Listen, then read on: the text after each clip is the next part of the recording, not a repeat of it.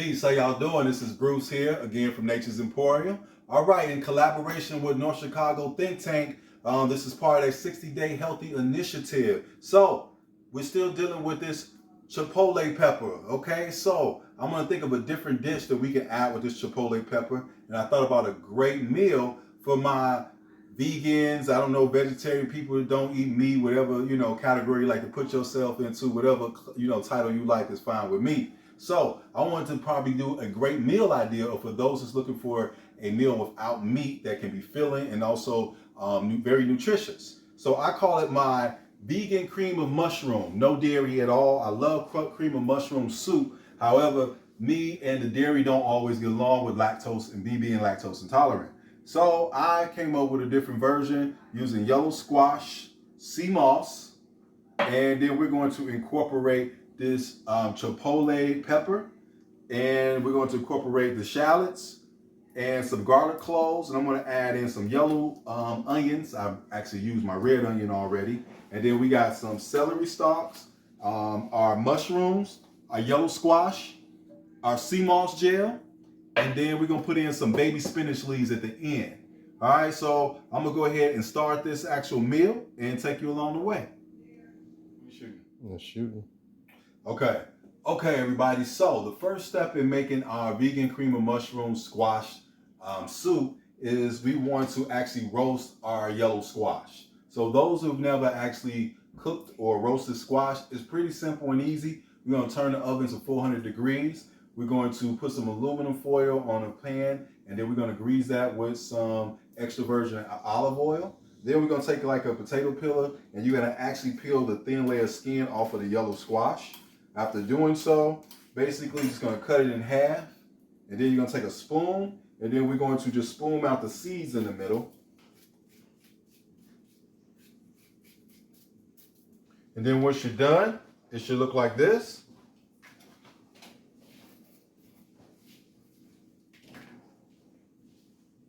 All right, and then we're going to take some extra virgin olive oil, and then we're going to brush each side of our squash, and then we're going to lightly season the squash.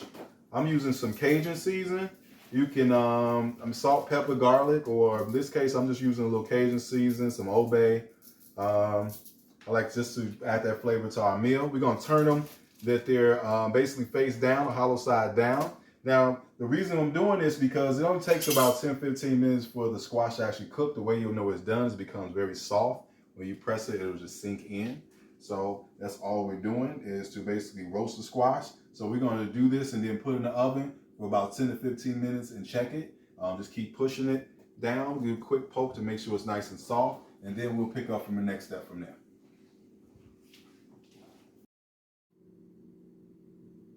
Okay, the next thing we have is our chipotle pepper. So we chop the chipotle pepper up to about a teaspoon. I just use my knife and cut it fine. All right, so we're going to add the chipotle pepper to our food processor, which also has 3 stalks of celery, a half an onion, and 3 cloves of garlic, and the whole shallot bulb that we were given in our kit from the North Chicago Think Tank. So we're going to add all this to our food processor, and we'll go ahead and process that. We're going to add about a 1/4 cup of water to our food processor.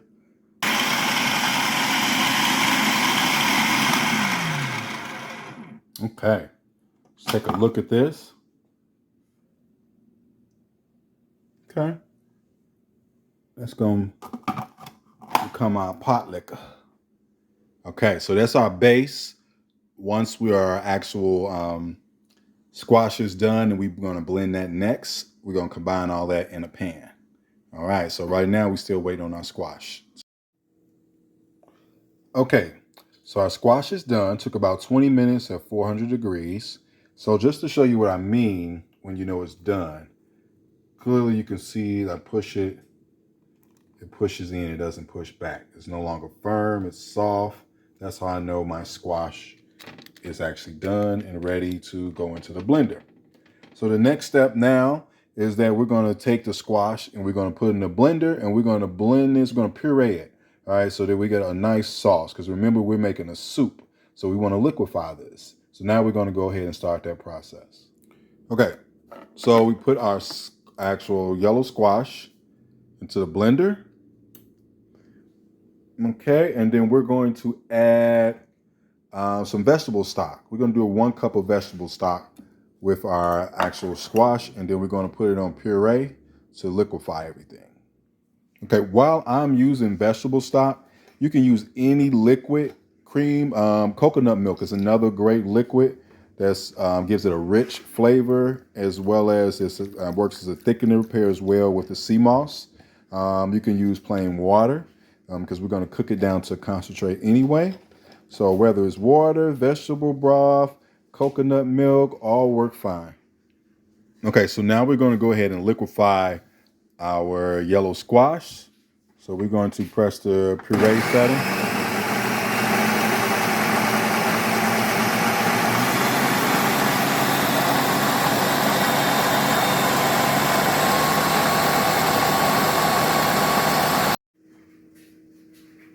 Okay, so now we have our pan where we have put our celery, onions, garlic, shallots, and our chipotle pepper mix. And we're going to caramelize the actual onions and saute everything in the pot before we add in our yellow squash puree.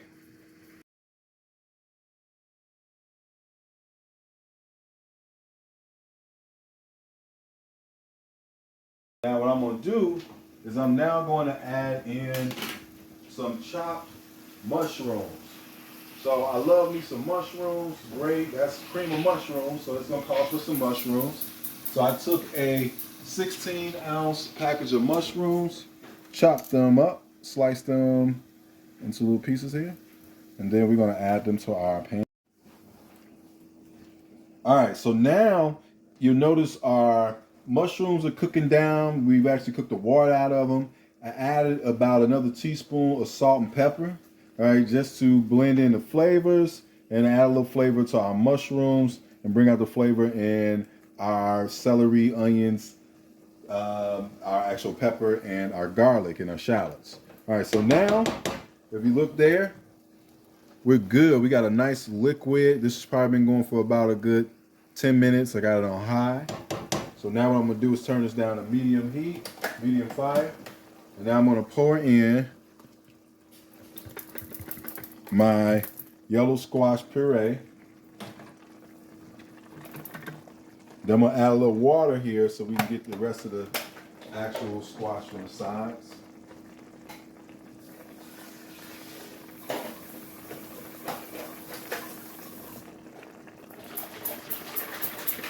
So I'm gonna add some water and so I can get the rest of the actual yellow squash out of the blender here.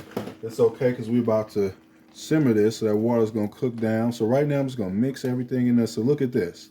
So there is our mushrooms with our yellow squash, and then we have our celery, our onions, our shallots, our garlic. We're gonna mix this all in here.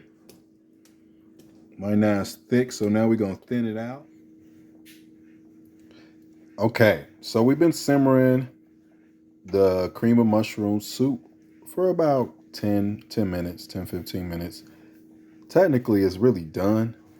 I just like to simmer it to really lock in the different flavors. So I just put a chunk of sea moss, so you can see that. That's a sea moss gel.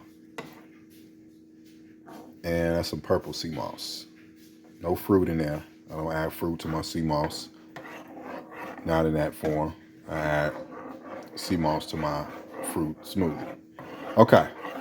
All right. So the heat is going to melt down that chunk of sea moss. I don't want you to be looking like, what's going on with that? No, it will melt down. And it also acts as an emulsifier or thickener. So it would give us a thick substance like gravy. So at this point, if it's a little too thick, we just add a little water to kind of thin it out a little bit. Keep in mind. Okay, so still simmering. I added in about another tablespoon mixture. It's actually salt, pepper, and garlic salt because the mushrooms, the water took just about all the flavor. I mean, still with some flavor there with the garlic, but it made it a little bland. But it definitely, that chipotle pepper would put some heat to it. I will say that. So I only use about a tablespoon and it put a nice amount of heat. I like spice, so it was good for me, not too much spice.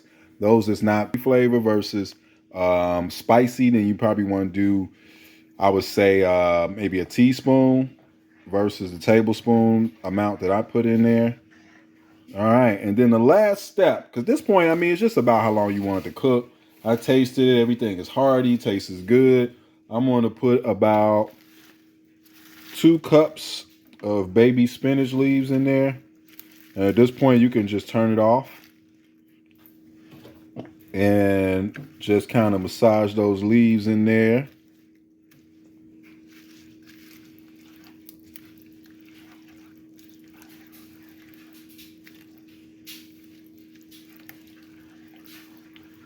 All right, so I got some cream of mushroom with some baby spinach leaves, and this is the meal. And actually, I got some red beans on the stove, well, in the Instapot. So I'm going to have a side of some red beans. And if I would have been thinking, you can add a can of black beans to this, and that's a complete meal. But I'm actually good right here. And if you like your bread, if you're eating bread, you could toast you some French bread and have that on the side, or a nice bruschetta. You know, it's a little bread or something to go with it if that's your thing. I'm not eating the bread, so I'm gonna eat this as is. All right, so there we go. We got cream of mushroom, vegan cream of mushroom made with yellow squash, sea moss, celery, shallots, onions, fresh garlic, and our spicy chipotle pepper that gave us a little spice and a smoky flavor. And then we added some baby spinach to the top once we're done. All right, so there's an alkaline meal. There's a vegan meal. It's full of nutrients. Hope you enjoyed it.